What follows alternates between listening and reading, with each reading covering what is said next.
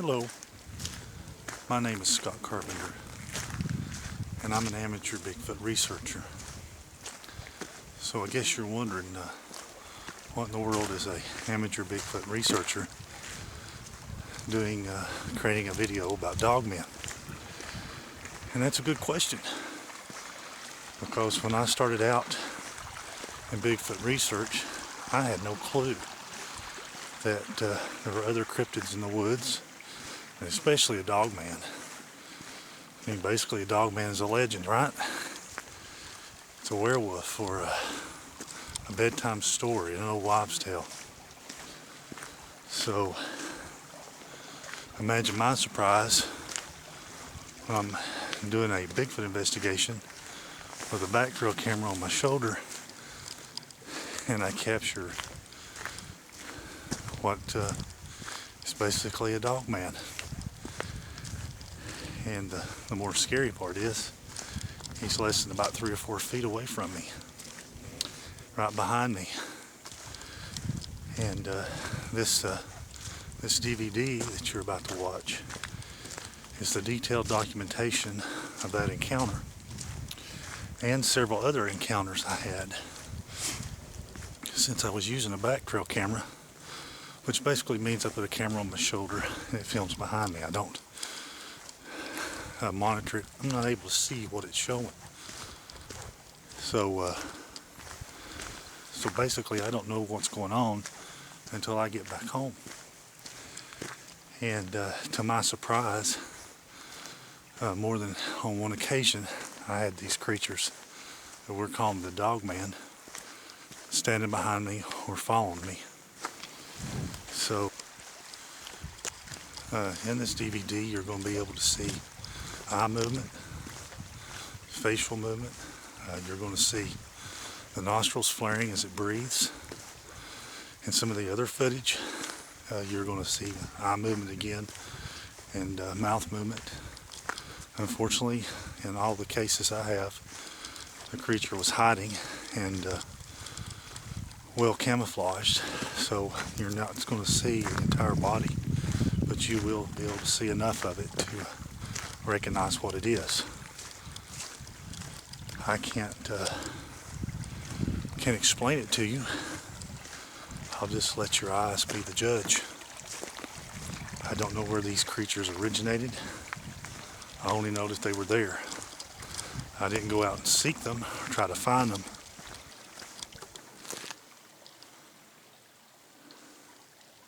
They found me. So,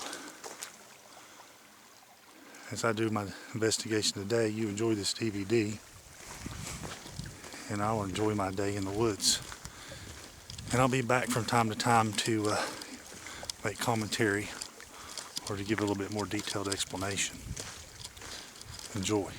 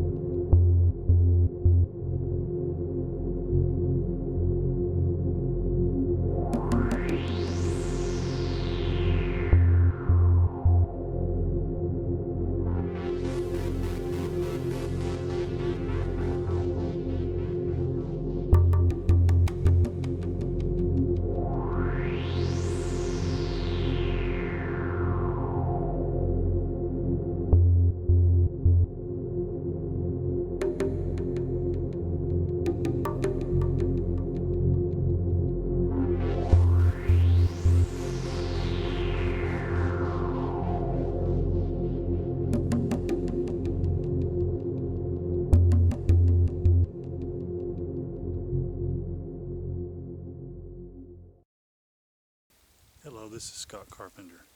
In this clip you're about to see, this was my first encounter with the Dogman. Now, of course, I didn't see him or know he was watching me. I was again caught him on the back trail camera, but I was just looking around my feeding station, checking out my tape traps for Bigfoot hair, and just generally looking around the area. And I caught a few seconds of the Dogman behind me here in a brush pile. And what he's doing he's actually looked up and he's watching me. He's just got his head peeked up. Now in this sequence, he looks more like the traditional werewolf for Dogman, but consistent with the footage I captured this day, he appears to only have one ear, and I don't know whether an ear was injured and it's just laying down on his head, or it's been bitten off, removed. Who knows? But the creature only has one ear, and it's the right ear. So in this sequence, he is standing behind me watching me, and there's actually a very interesting part of this segment where the Dogman will actually, his ear will actually go, and so his ear will kind of be flopped over, and then for whatever reason, the ear goes up, and just like a dog, he kind of zooms in on me. So that's what's in this segment. I will loop that segment of the ear going up, so it'll be easier to see. Enjoy.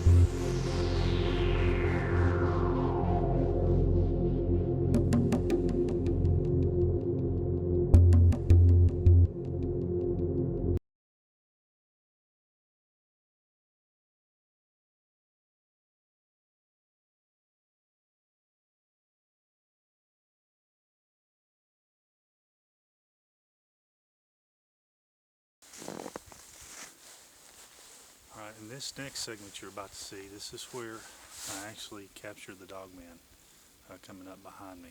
And what I'm doing in this footage is I'm looking across the lake at an island. The water's come down and it's dry, so there's an old road bed that separates the mainland from a small island. And a few months before this, I'd captured some footage of a Bigfoot actually on the island watching me. And so I was kind of just looking over at that island and really paying attention to that island. And this is the money shot, so to speak. This is where the Dogman races up behind me and watches me for a few seconds. And of course now you've got to remember I've got one camera in my hand on a monopod filming this way. Got the back trail camera on my shoulder filming behind me. So you can see the Dogman's doing this kind of motion here. You know, he's up and watching me, but he's being very cautious. And this is also where you're going to see this little weird entity on his shoulder. And this entity, you'll actually be able to see this entity move its mouth. And a kind of a puff or a popping motion. And so it's very odd, and I don't have an explanation for it, but that's all part of this sequence. And basically what will happen is I start to spin, he'll duck down, and then I'll turn back around, and even though he's out of sight of the camera, you can still see the dark shape. He's still right there, he's just now ducked down, since I'm sure he's not sure whether I'm going to turn around or not. So enjoy this little segment. This is the Dogman.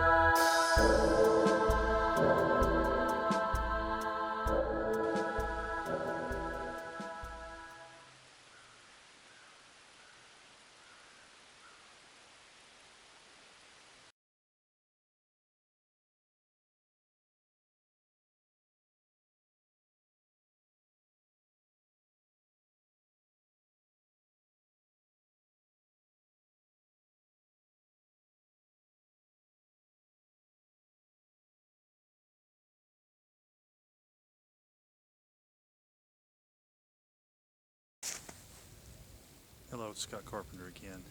That was an exciting segment, wasn't it? Seeing that creature just that far behind me.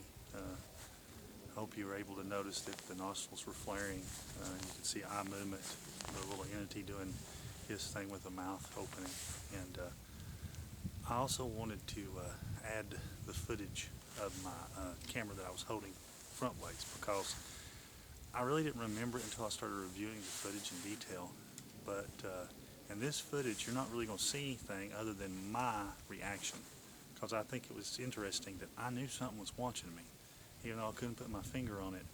As I turn around, I will, with my forward-facing camera, I will stop, and for several seconds, maybe even longer than that, probably a minute or so, I will be focused on the exact same area with my camera that the Dogman had just raced up in.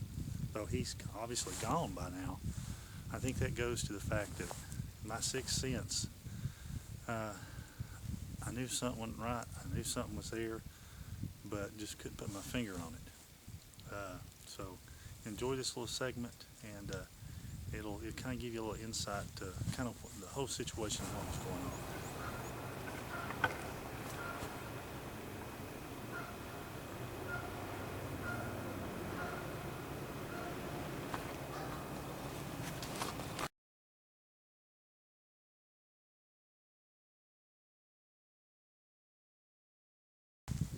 It's Scott Carpenter again. This next segment was filmed about 2 weeks after I had filmed the Dogman. I had watched the video, of course, and had seen what I had on video. And so I go back to do follow-up. And I think the main thing here to focus on is actually my demeanor, because you can tell I'm pretty shaken up. I'm pretty nervous to be in this area. I'm uncomfortable, to say the least, extremely jumpy. But I thought it important again to add this bit of footage to kind of give you the overall feeling in the area. Okay, this is field report from Baker's Creek in the sighting area from the back trail camera.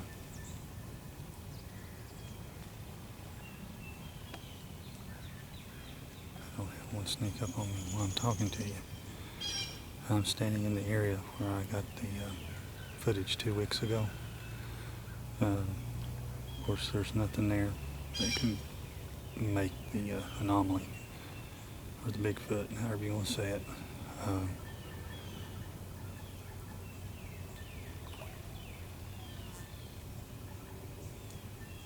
It's spooky as crap right now, but anyway, I wanted to show you guys a video. This is where, approximately where it raised up. I was standing approximately right in here where my hand is. So we're talking feet. We're talking we're talking 4 to 5 feet. Right in here is where, and I actually see some disturbed, some broken. I don't know if you can see this or not. I'll try to show it to you. Sorry guys. I've got little bitty stuff that fine there.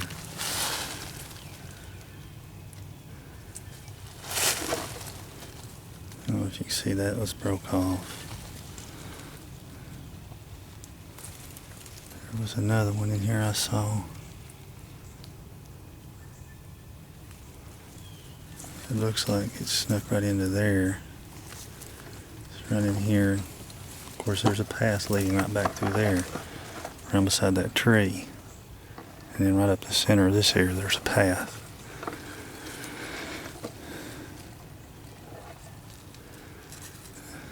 But though it's slight, there is right there. I don't know if you can see where my finger's at.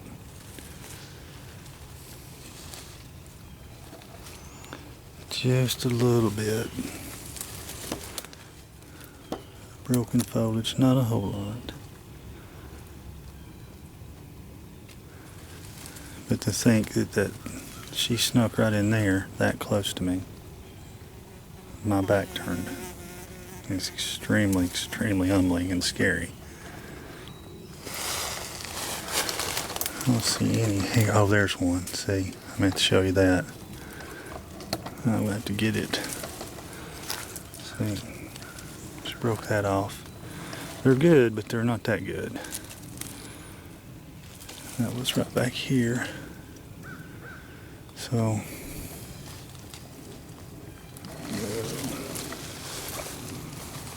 see that, guys?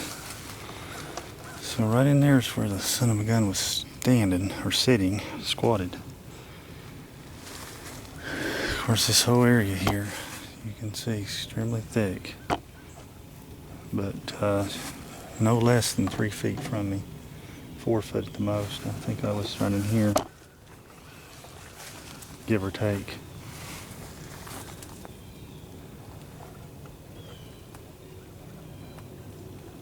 I may have moved back.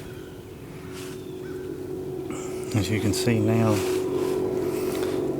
water's in the island. This water's come up. Now the island's, of course, flooded. This is, like I said, this is probably waist deep, knee deep at most.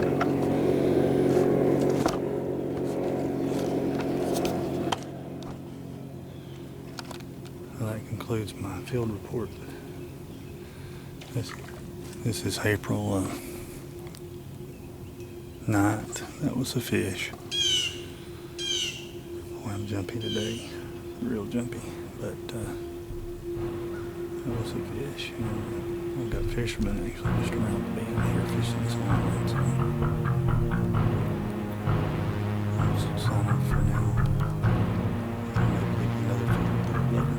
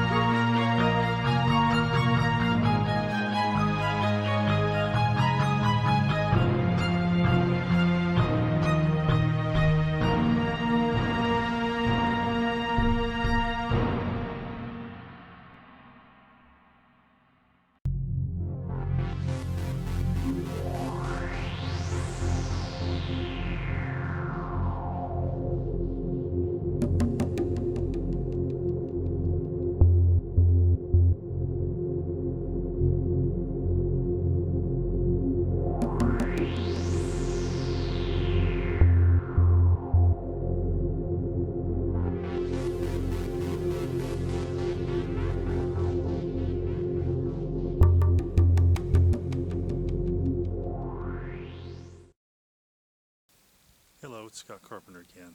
This next set of footage you're about to see happened in May of the same year. I had gone back in to actually set some hair traps to try to get a little bit of hair from the Dogman, since we knew that one was in this area. And so I had baited a tree with some hot dog buns and put some bacon in another tree, and I was just about to leave the area when I just got the feeling I was being watched. And so I was taking my camera and zooming in and out, and I saw something that looked like there was two black ears sticking up, and it looked like it was looking around the side of a tree. So when I zoomed in with the camera and I'm looking through the small viewfinder, lo and behold, there's a Dogman. Now, it's not the same Dogman as in the previous segment. This one actually has both ears, and it's even more traditional looking. It has a longer snout, a more dog-like snout, instead of the flat, blunt snout. And of course, it has two ears. It's black and has a little bit of gray over the eyes, or the eyebrows are gray. And I zoomed in and out on it several times, and it really shook me up.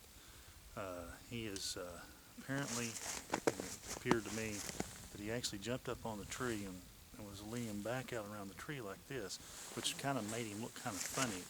It looked like he just cut off and there was just a suspended head and shoulders there. But in actuality, in order to look at me, the foliage was at least 6 foot in height.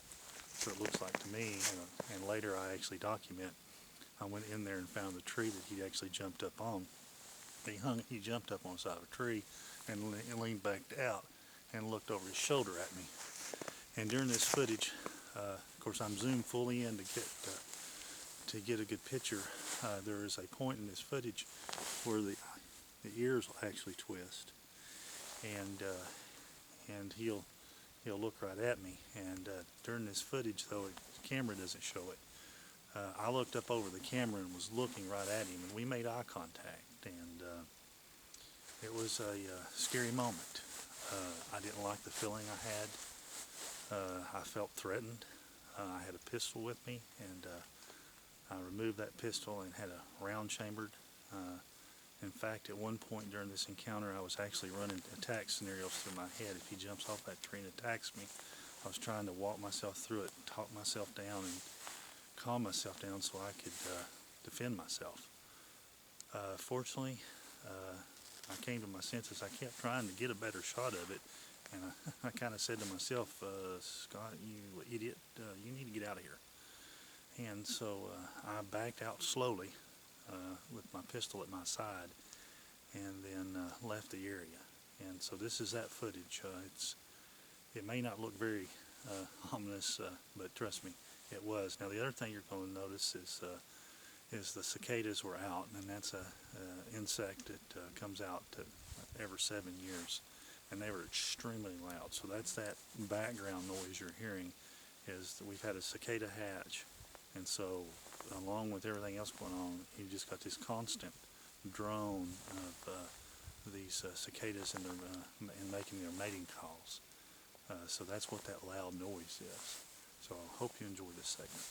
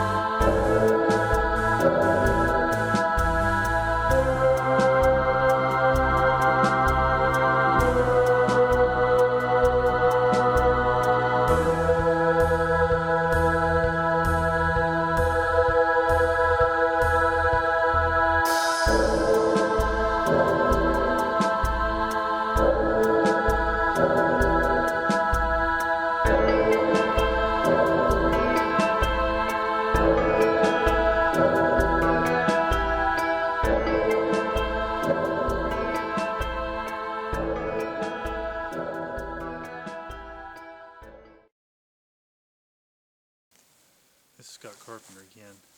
Hope you enjoyed that last segment. This next segment you're going to see is happened later that same year, and it was a brief encounter. I didn't know it happened. Again, I was walking out with the back trail camera on my shoulder, and I walked right by it actually, and I passed another dogman hiding in thick vegetation right beside the trail. And as I'm walking past and away from him, captured a few frames of him. Now he's standing up, and you can actually see some of his body. Not a lot of detail, but you can definitely see the head, and you can make out eye movement, mouth movement for sure. And so this guy, again, went looking for him. In this instance, I was doing Bigfoot research. I was actually coming out it was the end of my day, and I was walking down a horse trail, pretty rapid pace, making my way back out. And this large black dog man was sitting beside the trail. Take a look.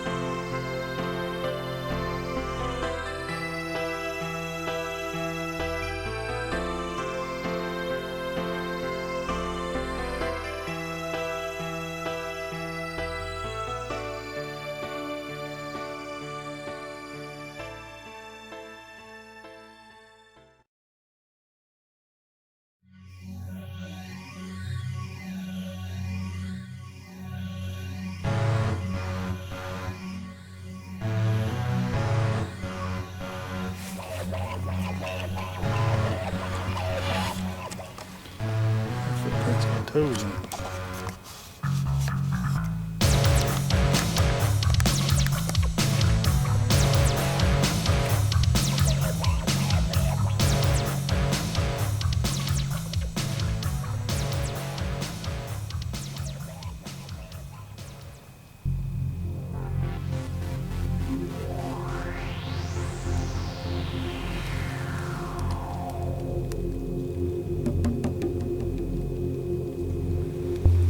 Small but narrow.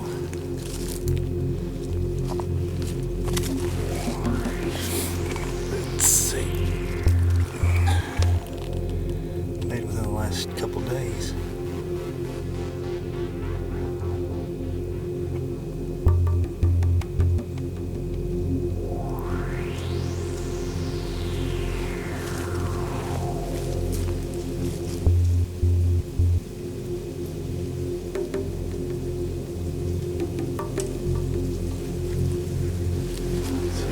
Fished off.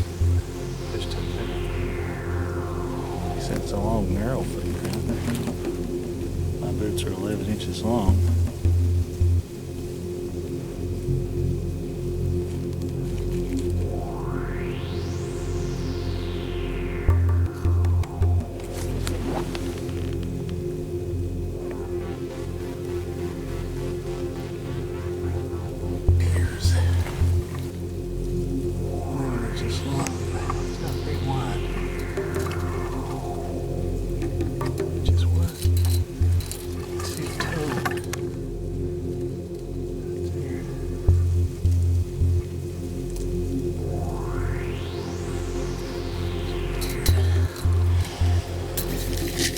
That's a Dogman print.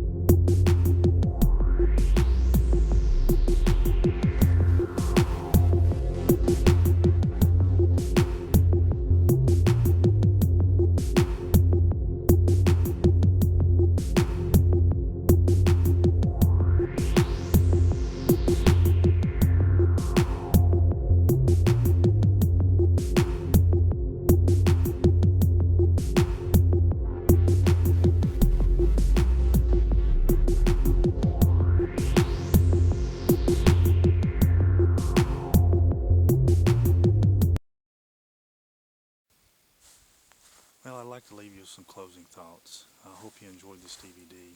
I know for many people, this footage has been disturbing. When I first captured it and I showed it to some people in the Bigfoot field, I got some interesting reactions. One prominent lady in the field pretty much said I gave her nightmares for several weeks and really didn't want to look at the footage again. Other people just didn't know what to think. They knew what their eyes were seeing, but they just couldn't believe it. And so I've had reactions from all over the spectrum on this video. It's a hard piece of footage to swallow because we've been told all our lives these things don't exist. Again, I hope you enjoyed the DVD, and I'll see you out in the woods Bigfooting. This is Scott Carpenter.